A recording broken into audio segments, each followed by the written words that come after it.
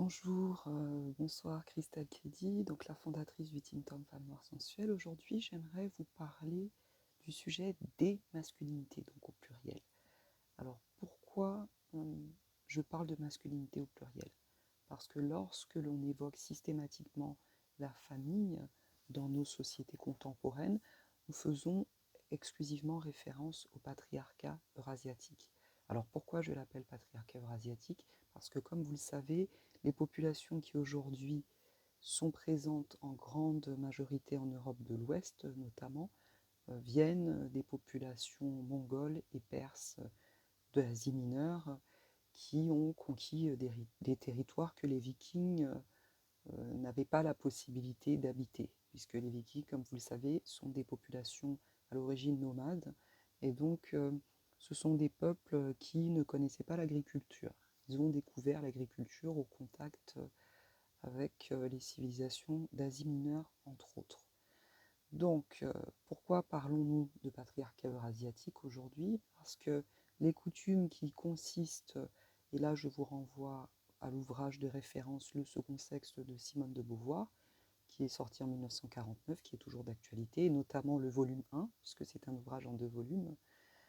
Elle y décrit les sévices et les pratiques qui ont été transportées de l'Asie mineure vers la Grèce antique, la Rome, l'Empire romain et par extension tout le monde de l'Occident de 2021. Et parmi ces pratiques, effectivement, vous aviez le déni total de la condition féminine, c'est-à-dire que la femme est un objet que l'on possède, que l'on échange et que l'on balade d'une plaine à l'autre. Avant les années 70, effectivement, le statut de la femme a été intermédiaire, comme vous le savez, entre 1914 et 1970, à cause de la Première Guerre mondiale, et entre autres parce que les femmes ont su faire tourner les sociétés occidentales, donc j'y inclus les États-Unis, j'y inclus le Canada. À l'époque, le Japon n'était pas encore considéré comme l'Occident, et l'Afrique du Sud était une colonie. Donc je parle strictement de l'Occident blanc, entre guillemets, hein, donc Europe, États-Unis, Canada.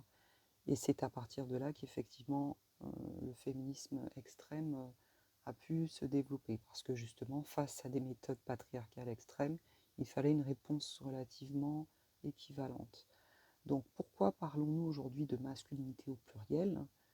Et là, je vous renvoie donc aux écrits du professeur Curry, c'est U2RY, hein, donc, qui est afro-américain et qui enseigne à l'université d'Écosse, et qui a écrit le premier journal sur les masculinités, parce que justement on ne définit l'homme qu'à partir des critères eurasiatiques de nos jours. Or la masculinité africaine, qui n'existe plus du tout sous aucune forme dans le monde noir, hein, ne nous faisons aucune illusion, respectait la femme. Les femmes étaient générales d'armée jusqu'à l'époque des Amazones. Les Amazones ont vécu jusqu'en 1945 au Bénin. Les femmes étaient propriétaires des terres. Regardez le cas des Touaregs jusqu'à l'explosion de la Libye. Les femmes étaient également reines, c'est-à-dire détentrices de l'autorité symbolique.